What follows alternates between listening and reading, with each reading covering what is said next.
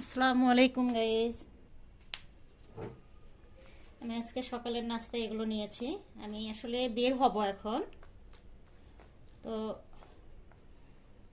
আমি আজকে সকালের বেলার নাস্তায় ভাত আর ব্রোকলি সিদ্ধ নিয়েছি আর থানকুনি পাতা নিয়েছি। থানকুনি পাতাটা এগুলো আসলে সুপার ফুড।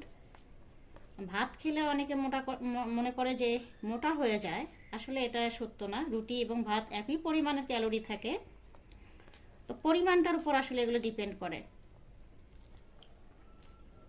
বিসমিল্লাহ।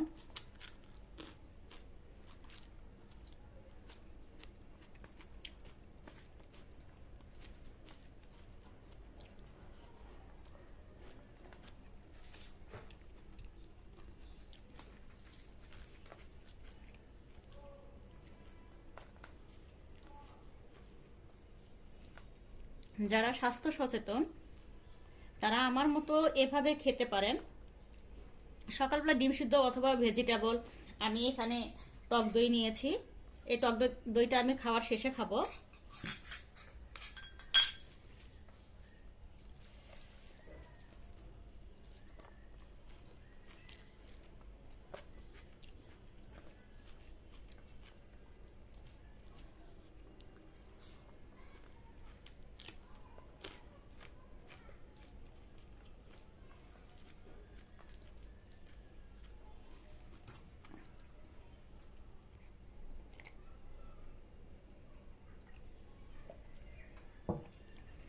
অনেকেই খাবারের মধ্যে পানি খেতে চায় না, এতে করে নাকি সমস্যা হয়। কিন্তু আপনারা জেনে রাখেন, খাবারের মধ্যে পানি খেলে খাবারটা আপনার নরম থাকে, নরম হয় এবং সেটা হজম শক্তিতে সহায়তা করে ভালো।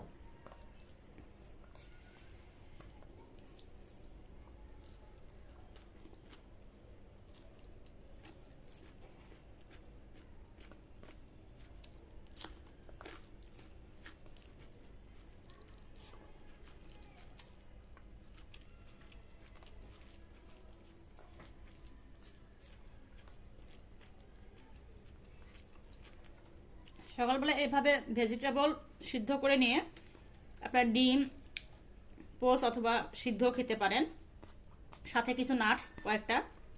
এটা একটা সুপার ফুড, এতে করে স্বাস্থ্যের অনেক ভালো উপকারিতা হয়। তা আমি আজকে যা আমার হাতের কাছে ছিল সেটাই নিয়েছি। আর এদিকে আমার অনেক তাড়া, বের হতে হবে।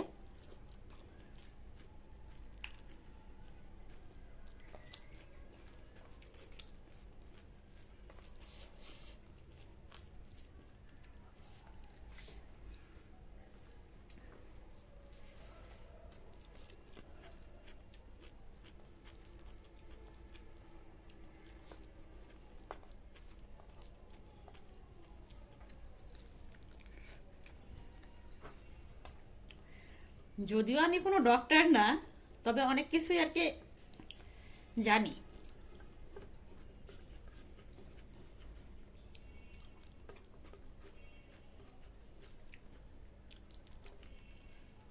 আলহামদুলিল্লাহ, আমার খাওয়াটা শেষ।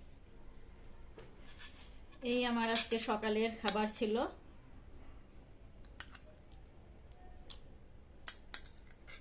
বন্ধুরা, ভালো লাগলে লাইক, কমেন্ট, সাবস্ক্রাইব করবেন প্লিজ। আর দোয়া করবেন যাতে আপনাদেরকে আমি ভালো ভালো ভিডিও দিতে পারি, শিক্ষণীয় ভিডিওগুলো আপনাদেরকে দিতে পারি, যেগুলো আমাদের লাইফস্টাইলে পরিবর্তন নিয়ে আসবে বা শিখতে পারবো ভালো কিছু। আসসালামু আলাইকুম সবাইকে। আল্লাহ হাফেজ।